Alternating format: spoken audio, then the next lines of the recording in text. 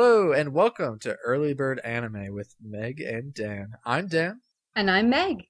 and today we've got to get on our utility belt ramble utility belt because we are watching a show of mighty proportions. Not Batman, not Superman, not even the Super Chicken. It's a little show called My Hero Academia. Or in other words, as Meg will take it away in a minute. Oh, why don't you just take it away now? I'm gonna take it and run. You'll never get it back. So, My Hero Academia, or Boku no Hero Academia, as it is known in That one, Japanese, yes. is based off of a manga by the same title by Horikoshi Kohei, which has been running in the Weekly Shonen Jump since July of 2014. The first season of the anime aired from April to June in 2016, so this is, I think, the most recent anime that we've talked about so far. And it was animated by Studio Bones, which did other famous works such as Ouran High School Host Club and more recently Space Dandy. It was licensed in North America by Funimation, and it has a sub and a dub that is currently streaming on their site. It has had a second season announced by the end of the first season. There was a little spot at the end of the last episode saying, "Look forward to this." I am, but we'll get into that later. The author of the manga cited Spider-Man and Naruto as sources of inspiration for this series, and it is also based off of Horikoshi's 2008 one-shot Boku no Hero, or My Hero, which is about a salaryman named Midoriya Jack who works in a hero shop and who dreams of becoming a hero himself. So in the, main series you would call it, Midoriya Jack the salaryman becomes Midoriya Izuku the high schooler. Speaking of names and name changes, there's a type of wooden doll called Deku no Bo. And if you call someone, in Japanese, if you call someone Deku, that's pretty much calling them useless, good for nothing, like a wooden puppet who can't do anything for themselves. And the protagonist's name, Izuku, when you write it in kanji, it looks like it can be read as Deku. And so his bully takes advantage of that, calling him Deku, as in, like, useless. However, another character kind of interprets it differently because the way it's read seems like it could also be an abbreviated form of Dekiru, which pretty much means you can do it. So I thought that was an interesting little bit of cultural note that's hard to understand in English. And they do explain it in one of the episodes. Yeah, they explain it in the show, luckily for us.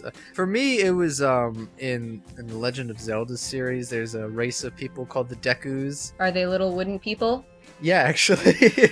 But there you go. It's funny that you told me they are useless, like that's the connotation. Because I'm like, why are they calling him Deku? Deku is like cute little woodland creature. You get a stick. They're not, maybe they are useless. There's a whole thing, I don't want to go on a tangent, but there's a whole thing in one of the games where they all get sent off to different quadrants of the world to make more trees, and they fail pretty bad until you come along. You have to pretty much do everything for them. Exactly, because they're So useless. now this show has changed my interpretation of the Dekus, so thank you for that. You're welcome. That's what I'm here for. Daniel, do you want to give us a quick summary of the series? Gladly. So, in true announcer voice style, in a world where quirks, in quotes, have given the majority of the human population superpowers and made a hero a valid career choice, a young boy named Midoriya Izuku. I'm an American, by the way. Izuku dreams of growing up to be like his favorite superhero named All Might, who's essentially like Superman, only fun. He's determined to follow his idol's footsteps by attending the same prestigious hero academy, UA as it's called. Not U Albany. But there's only one problem. Midoriya is one of the small percentage of people in the world who was born without a quirk. He is utterly useless. But his life of being bullied and put down doesn't stop him from chasing his dreams, and one day a chance encounter with All Might changes this, and his dreams become pretty much validated. All Might reveals that his superpower is not super strength or endurance or whatever. It is a power that can pass on to other people.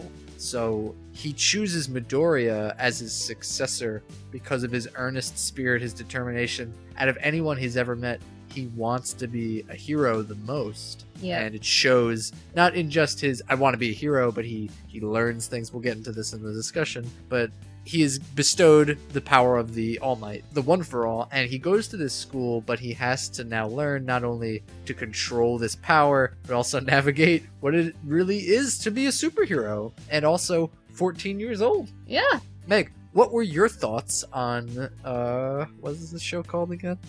My Hero Academia. I wanted to call it All Might the show. All Might the show. I think that would be simplifying things a little bit. Ultimate. All Might the show. Anyway, I had a really fun time watching this show. This was definitely one where I would watch an episode and I would just keep hitting the next button at the end of the episodes because it was just so much fun. First of all, I'm going to say one of the things that first jumped out at me was that I really liked the art style and the animation. The way the characters are animated, they're really flexible and exaggerated, and I really like seeing that in animation because it adds so much expressiveness to it. So like you have the bully character who's yelling at the protagonist, and you know, his mouth is super wide and his lips are stretched back so you can see his gums, and his jaw is like stuck forward a lot, and it really fits the way he's just yelling all out. I really like seeing those kinds of liberties taken with animation, and it was really fun. The show came off as being really earnest and heartwarming in a lot of ways, but it also had an intensity to it with some of the later story arcs and showing it's not just going to be all fun and games, because being a hero is serious business when it comes down to it.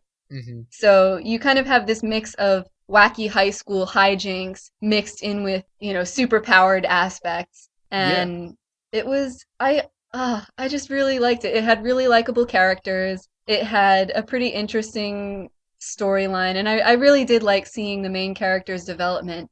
What about you? Me, I had never heard of this show before, but I loved it. This was a great show, and I'm of maybe the minority in this day and age where I don't really like the stuff that I see from superhero movies. I don't really watch superhero TV shows anymore. I used to when I was a kid, but I'm just not that impressed with them anymore.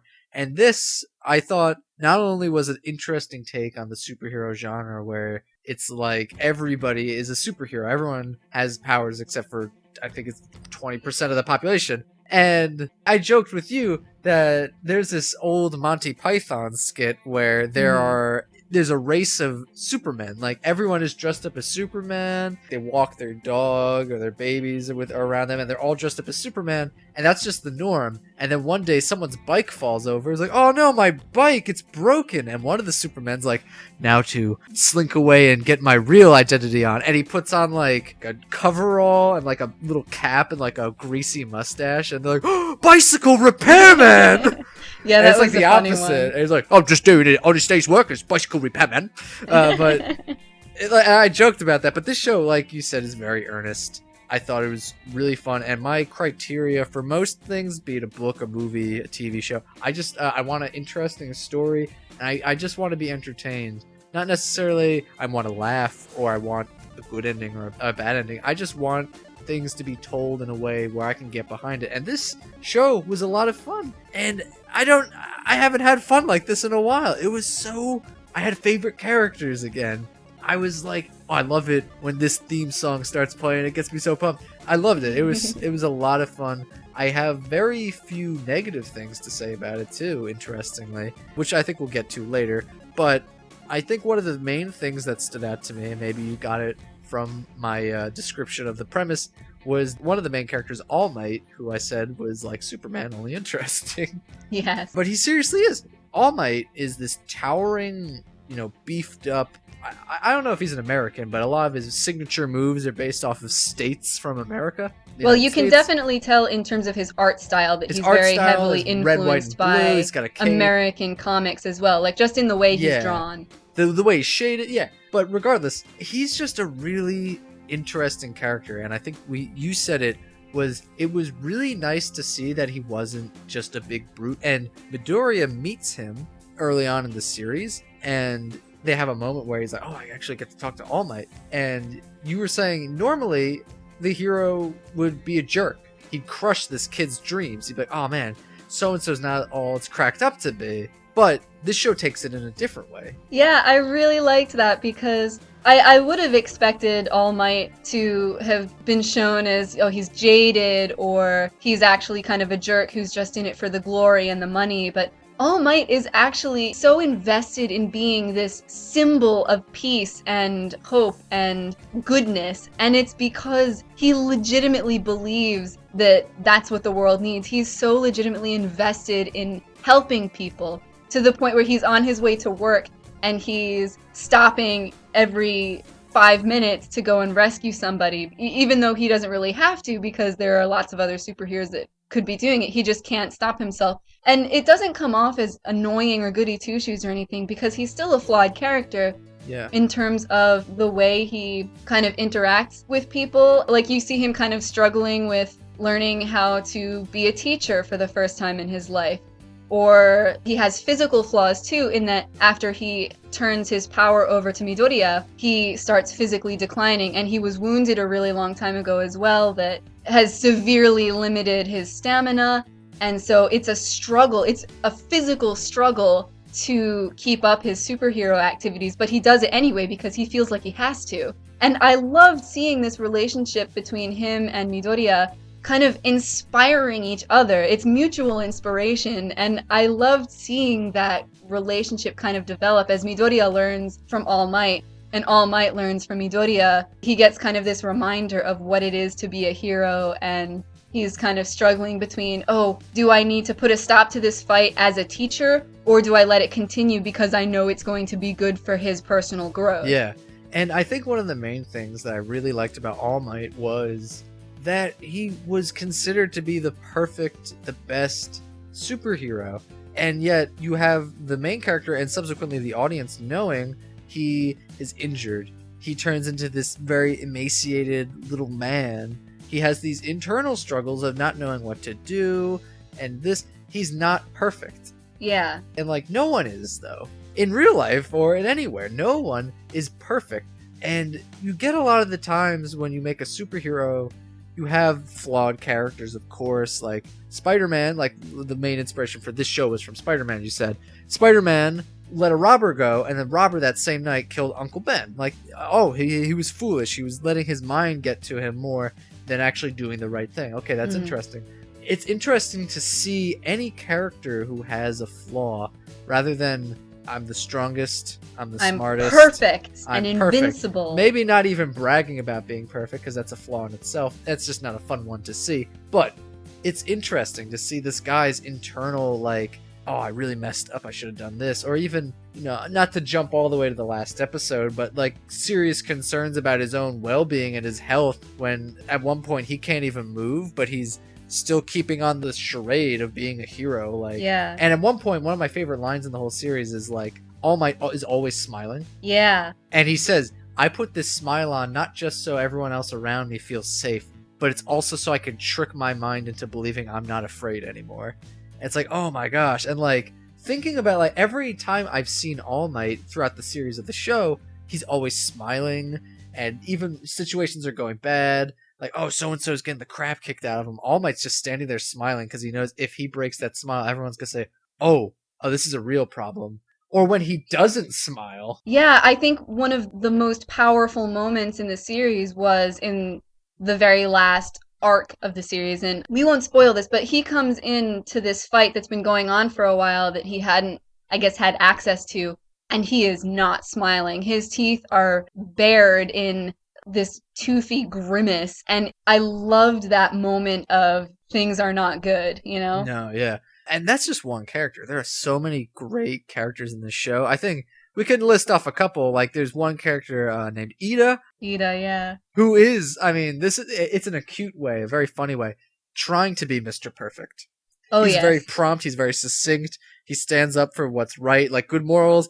When he's first introduced, he's like, I have a question! And he's the first person to yell. He's like, you said there are 4 people, but I only see 3. I cannot comprehend such a mistake being made from this school. So you must have something else. Also, that kid behind me is mumbling, and I would like him to stop. It's distracting, and we're not here to play games. And that's Midoriya, who is mumbling, because he does that a lot. But they become friends, and there's a whole arc about him becoming the class representative and trying to do what's right for the class. And it's just like, he's very professional. I love him. He's one of my favorites. Another one is a frog girl named Sue. I forget her full name, but she's like called me Tsu. Asui, I believe. Asui Tsu. Yeah, there are a lot of great characters in this show, and their powers are silly but also interesting. Like Sue is a frog. She has a really long tongue. She can swim. Sticky hands, whatever. Ida's he has like jet engines coming out of his calves.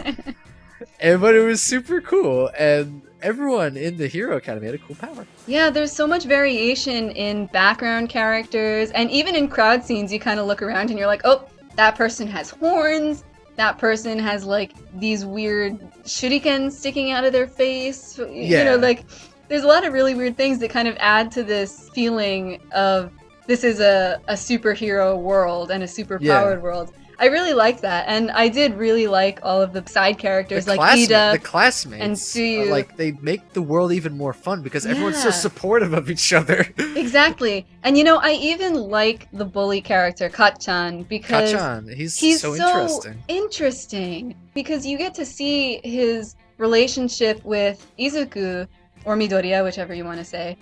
You get to see it kind of evolving from when they're in middle school, and Kachan easily has the most powerful quirk in their class, and so he's used to everyone praising him and being the best and being able to push everybody around, especially Midoriya, who's quirkless, and he's kind of been using him as the prop to prop up his own ego. And then you see him getting into UA, and that's kind of getting turned on his head. First of all, Midoriya now has a quirk, which really throws him off and makes him really mad, and he's so angry, which it seems a little bit excessive at points, but you can tell that he's really suffering as a result of this anger.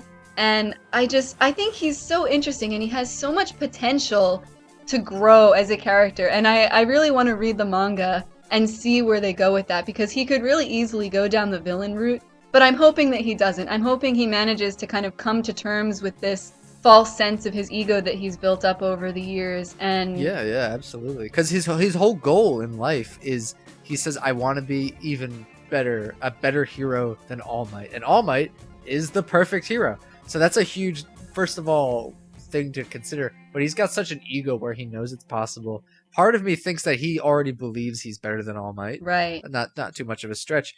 But after a while, I thought he was a little annoying with his anger for a little bit, and then there's a couple moments where you go back and you learn, like, he got his quirk at an early age like everyone else did, but it was the coolest quirk out of everyone. It was the most, well, his quirk was he could make things explode. Like, he could make his sweat explode. Like, he could make combustion. So he was always making, he was the coolest kid because of that. Yeah. And he was already a pretty confident child as that is. But one of my favorite scenes in the series also is there's a scene where when they're like little kids in kindergarten and they're like, I'm marching, we're in the Kachan hero group. Yeah. And they're like walking over a log over a river, and he falls off the log and into the river, but he's okay.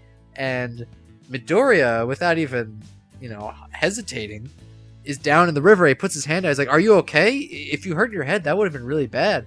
And Kachan's like expression as a little child changing from like surprise to full-on rage, resentment, is so fascinating. Yeah. And it's not even spelled out for you, but by looking at that reaction, it's just like, you're pitying me, and this is messing up my sense of self. Exactly. Like, you aren't supposed to feel bad for me. I feel bad for you. Yeah. Like, you are so beneath me, and yet this is me realizing that you have moral superiority. Yeah. It's sort of like in To Kill a Mockingbird, not to get too literary, but... But it's so interesting to see how contradictory he is, because he's like, I want to be the greatest hero, but then he's a horrible bully who basically tells Midoriya, go kill yourself. And it's almost blows him up. Yeah.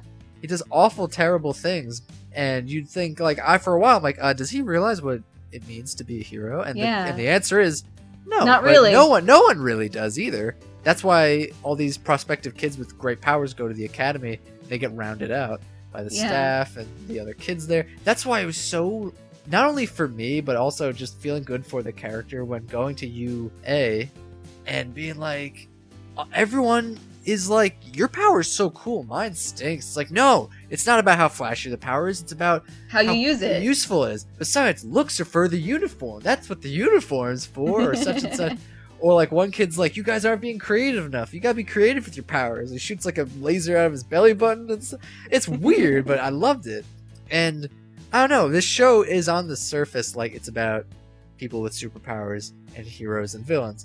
So the obvious theme comes up, what does it mean to be a hero? But it gets very deep and layered, I think, too, about not even just whether or not you have superpowers. You can get behind this, and no one really does have superpowers. I mean, there's some pretty amazing people out there, but no one really has superpowers. And that's what part of the appeal, I think, originally for comic books were, but particularly Spider-Man. A lot of people like Spider-Man because Spider-Man is just a 16-year-old boy. He's got spider powers, but he doesn't even know what he's doing.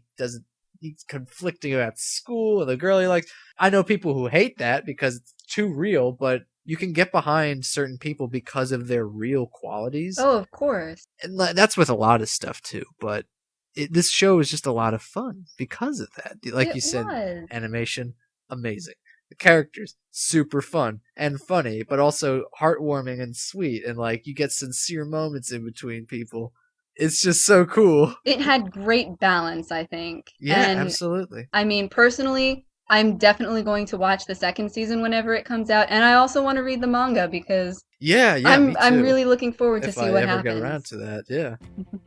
And I think one more thing that I think I found most interesting about talking about Real is that we didn't really talk about the All Might power, the All for One. One for All, yeah. The One for All. And that power is essentially super strength, and All Might passes it on to Midoriya. Okay, he's got super strength essentially now, right? Sort of. He has just gotten it. He's only 15 years old, so his body can't handle it. That's right, there's a scene where he takes down this giant robot, and he like jumped into the sky and punched it, and then he's falling to earth and realizing he's broken both legs and his arm, and they're just flapping in the wind. And he's like, oh, my body's not ready to handle super strength. Oops. So you have this character whose wishes are finally come true, but he still can't even fully use this power. So what does he do? He uses his like mental capabilities, and that was one of the reasons I really liked Midoriya, was because he not only wanted to, he's like, yeah, I want to be a superhero, but it's like, because I'm already at a disadvantage by not having a quirk, I gotta work real hard. So he would study superheroes in action. So he like had this encyclopedic knowledge of every battle scenario, and even his opponent. Like there's a scene where he's fighting Kachan, and he's like, I know you always open with a right hook, so I could dodge it. I know you always go to this move next, so I was ready for it. Using the mental over the physical was so nice too. It's not just like his super strength is this perfection. Definitely, and I'm really glad they put such a limiter on his power, because when All Might was like, guess what? I inherited my power and I can pass it on to you, I got really disappointed. I was like, oh man, really? Like, what's the point if you're just going to give him a quirk anyway? But I think they handled it really well because of the fact that he doesn't know how to control it. He can't just use it willy-nilly, and it doesn't overpower him or anything. Like, he is still by far, I guess, even though his quirk is probably the most powerful when he releases it at full force, because of the fact that he can't, he's still, I think, the weakest of all of the characters. Or after he does, he's incapacitated, potentially. And I think, I felt the same way, a little conflicted. It's like, oh, he just gets his superpower. I was expecting this kid to still get in but not have a superpower or whatever. Yeah, that's what I thought too. But I think because, according to the show's world, 80% of the population has superpowers. Mm-hmm. So it makes sense that most people with superpowers probably take that for granted. Like, oh yeah, I have a superpower, whatever. Because Midoriya doesn't have one and he had to work so hard, it's not that like, it was given to him, but it wasn't like, here you go willy-nilly. Yeah. Like, I think because he doesn't have one, he knows how hard he had to work to get to it. Yeah. And I think I also knew that. I knew he had to work really hard to get it. And he's still working really hard. It's not like he got the quirk and is like, oh, well, now I don't have to do anything because the quirk will just do it all for me. That's not how it is at all. It was all in the way that the show put it out there. Because it could have been All Might just tapped him on the head and goes, here you go, here's your superpower, bye. And now he's got superpower, and now he can enroll in the school. Okay, like that's all right, but it wouldn't have been as enjoyable if you didn't put limits on your characters Definitely that way, or had these flaws. Like, a flaw is a flaw, but it's not a bad thing potentially. Like at least in fiction. Well, you gotta write it well. You gotta write it well. Like how Ida, his flaw might be that he's a little bit too like anal about things. He needs to like calm down. And there's that one scene where he's pretending to be a villain for class. He's like, I can't really be a villain. It would betray everything I've ever been in. But then again, it would bring me closer to being a hero. So then he's like, "Moo-ha-ha-ha! Who dare stands around me? I know you're there." And like, he gets really into it, and everyone starts laughing because he's like, he's getting really into this. I love Ida so much. He's so fun. And like, that's really my takeaway with the show. I think like, really, the best thing about it was all the characters. The world was cool. There weren't too many characters I was like, oh, I hate this guy. Like, all the characters were really cool, and overall I really don't have anything bad to say about it. I think early on I was getting a little annoyed by how self-loathing Midoriya was, but it slowly became that he came into his own, not as a confident young man, but as someone who understood everything that was going on within himself. It's like, okay, you're not just like I'm so sad about everything, I'm not worthy. No, you're actually like, you're growing as a character. Oh, of course, and that's beautiful to see, especially because, you know, a degree of self-loathing is understandable considering he's grown up being bullied and put down his entire life. I think they did a really good job with it. I think they did too. I really enjoyed watching the series. I would definitely recommend it. Yeah, I highly recommend it. Absolutely. And I think we should end it now, but before I do, I gotta ask you, Meg, what your superpower would be. Oh god, you can't just spring that on me. Yes, you can, because most people grow up thinking about these things. I think everyone to a certain degree wants to fly. That's not out of the ordinary, right? Probably not. I think flying would be pretty cool. Flying or is breathing good. underwater. You don't have to buy a car. Breathing underwater would be useful. That's like when I play the Elder Scrolls games, I like to be the Argonians, who are lizard people, so they can breathe underwater, because I get in trouble a lot, so I just jump in a lake, and then I can hide down there. And then the guards still try to come down. But anyway, flying would be awesome. I also, I think as an adult, I find telekinesis very interesting. Oh yeah, that's really cool. I also am a big Star Wars fan, so I go back and forth between thinking, would it be telekinesis or would it be the Force? Maybe I would want to be able to like project images from my mind. Astral projection? No, that's not what astral projection is. I know. I think about the Jackie Chan adventures where everyone gets that one and they're like, oh, come on! And then I have to go back. I remember that. The sheep, I believe, is the sheep talisman. Yeah, like be your own, like, pretty much dream theater. That's what your name would be. You'd be Dream Theater? Which is also a band. Well, I like that. I like that. Yeah, I was actually thinking, like, would I want a superpower that would be like, I can be a hero now, or would I want a superpower that would make just my life easier? Like being able to digest information really quick. Like, you know how Doctor Who reads a book in like less than a second, and he's like, didn't really like the ending, whatever. Yeah. And like, I'm always thinking of the implications of it, and my brain would probably explode from processing too much information. Unless part of your superhero was that you could contain all of the information that you processed. You know what? Hey, okay, speaking of your dream thing, I think the best superpower would be, it'd be called like the Salvador Dali superpower. Oh, that's awesome. Where you could make dreams and like weird surreal things come out of your body. That would be really cool. Like moldy cheese! It's like, and like jazz music plays when you do it. French jazz music. Melty clocks. Melting clocks and like multicolored day glow. I'm sorry, I'm getting off the track. That's okay. Think of the person who has to edit this. I apologize. Anyway, so I think that about wraps it up for this episode. Thank you for listening to all of our rambles, as usual. Give us a like or a comment if you enjoyed what we had to say, or if you have anything that we missed or you would like to add. And subscribe if you want. We're just going to keep doing this. So, we have been Discount Ramblepants. And remember, we cannot condone actions that disrespect the desks. Think of the people who made them. Think about my homeboy Ida. Ida. All right. Goodbye for now. See you next time. Fall. Okay, we got end. Goodbye. Bye. We're done. We're done.